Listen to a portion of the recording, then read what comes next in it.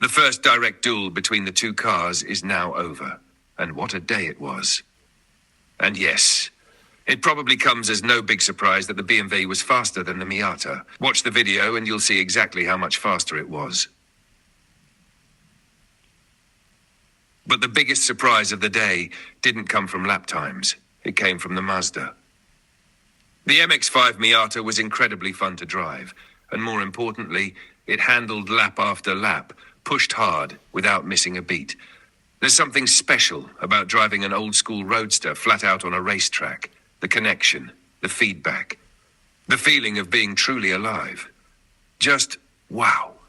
It was cool, and it was a lot of fun. As expected, with significantly less power, the Mazda is currently around 3 seconds slower than the BMW. So the question now is, can those 3 seconds be found before the next track day?